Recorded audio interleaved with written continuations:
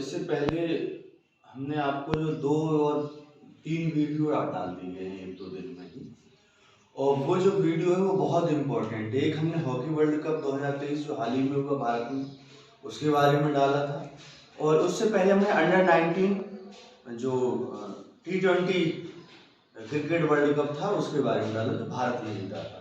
ये दोनों ही जो मतलब आपके टॉपिक थे वो बहुत ज़्यादा इम्पोर्टेंट हैं।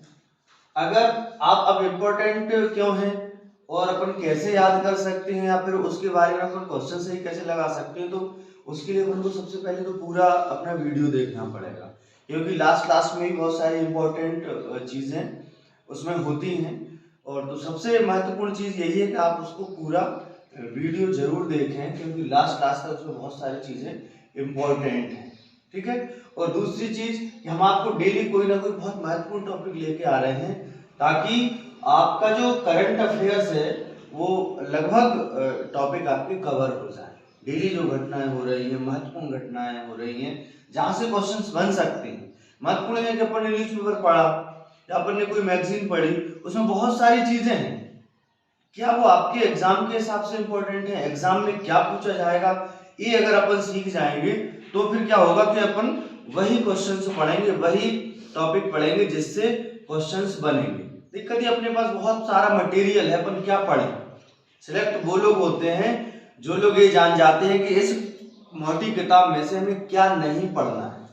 सर्वाधिक महत्वपूर्ण चीजें हम पता चला वो सारी चीजें पढ़ने में लगे हुए हैं जो एग्जाम आपके क्वेश्चंस पेपर में कभी नहीं आए। तो सर्वाधिक महत्वपूर्ण होता है कि हमें क्या नहीं पढ़ना है। ठीक है। तो ऐसे ही हम आज आप एक और बहुत इंपॉर्टेंट जिससे हमेशा प्रश्न बनते हैं, एमनेस्टी इंटरनेशनल। सबसे पहले तो एमनेस्टी इंटरनेशनल है क्या? तो ये एक गैर सरकारी संगठन है, एनजीओ है, गैर सरकारी संगठन है, जिसकी स्थापना 1993 में बर्लिन जर्मनी में की गई थी। 1993 में बर्लिन जर्मनी में इसकी स्थापना की गई, एमनेस्टी इंटरनेशनल। और वर्तमान में आज इसका मुख्यालय अगर हम देखेंगे तो लंदन में है। मुख्यालय इसका लंदन में है, हेडक्वार्टर। दूसरा, अब बात आते हैं कि एमनेस्टी इंटरनेशनल करती क्या है। तो 1995 से लेकर के आज तक प्रति वर्ष ये पूरे विश्व के जितने भी देश हैं उन सब देशों की एक रैंकिंग जारी करती है भ्रष्टाचार के मामले में, कि कौन सा देश कितना भ्रष्ट है और कौन सा देश कितना साफ है। और इसका प्रमुख उद्देश्य ये है कि भ्रष्टाचार से संबंधित जो अपराध होते हैं उनके बारे में लोग वागों की सुरक्षा करना और विभिन्न देशों को भ्रष्टाचार की सूची के आधार पर एक रैंक देना, ताकि वह देश अपने यहाँ भ्रष्टाचार कम कर सकें। वैश्विक स्तर पर वो रिपोर्ट जारी करती है पूरी, और वो रिपोर्ट बाकायदा विशेषज्ञों द्वारा तैयार की जाती है। सार्वजनिक क्षेत्र में कितना भ्रष्टाचार हुआ है उसके बारे में उस रिपोर्ट में बताया जाता है। इसके अलावा उसमें कई कैटेगरीज हैं, बहुत भ्रष्ट, मध्यम भ्रष्ट, कम भ्रष्ट, इस तरीके से कैटेगरीज है। लेकिन क्वेश्चन ये बनता है कि 2022 में, और जो सूचकांक होता है वो जो सूचकांक का नाम होता है भ्रष्टाचार निरोधी सूचकांक, भ्रष्टाचार निरोधक सूचकांक, अंग्रेजी में करप्शन परसेप्शन इंडेक्स बोलते हैं उसको, प्रतिवर्ष जारी होता है, सीपीआई जिसको बोलते हैं शॉर्ट फॉर्म में, करप्शन परसेप्शन इंडेक्स। और अभी हाल ही में जनवरी 2023 में रिपोर्ट जारी की गई जिसमें बताया है कि 2022 में सबसे भ्रष्ट देश कौन सा था और सबसे कम भ्रष्ट देश कौन सा था। अब ये पैमाना क्या है इसका?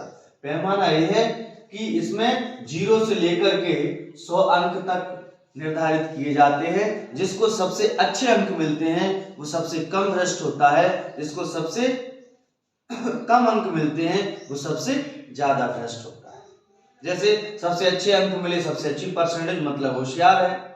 सबसे कम अंक मिले, इसका मतलब है कि फेल है, कम होशियार है, कम पढ़ा है। तो ऐसे इसमें होता है। अगर किसी को 100 अंक मिल रहे हैं, किसी देश को एमनेस्टी इंटरनेशनल द्वारा, अर्थात उसका स्कोर 100 है, तो वह सबसे कम भ्रष्ट है।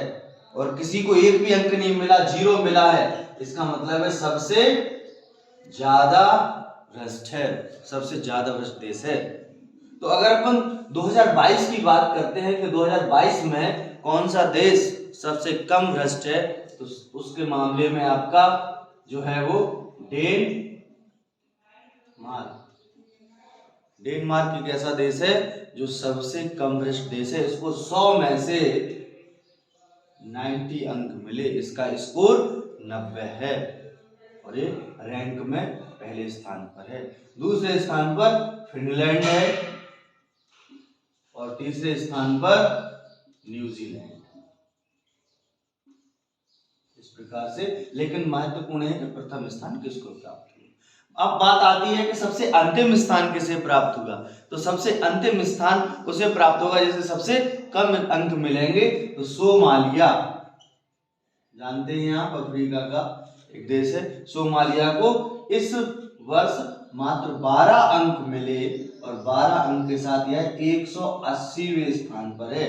अर्थात यह जो एमनेस्टी इंटरनेशनल है 180 देशों का सीपीआई जारी करती है, 180 देशों का करप्शन परसेप्शन इंडेक्स जारी करती है।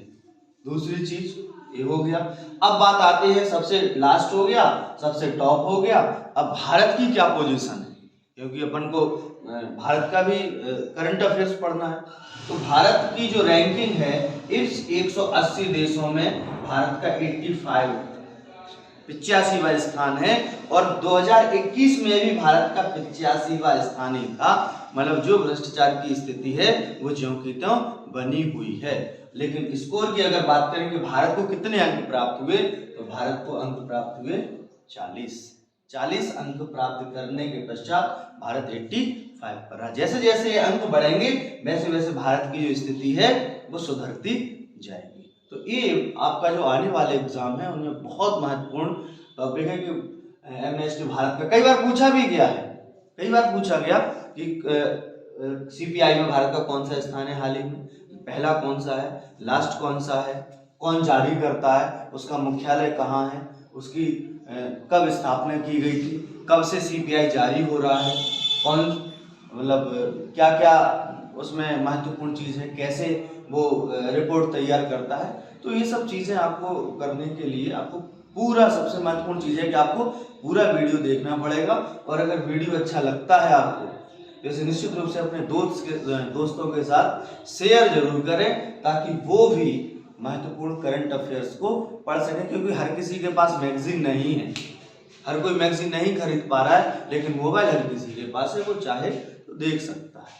न्यूज़पेपर ग्रामीण क्षेत्रों में नहीं जाता है, लेकिन वो मोबाइल जरूर है उनके पास, अगर वो चाहें तो देख सकते हैं। तो इसलिए शेयर जरूर करें, अच्छा लगता है।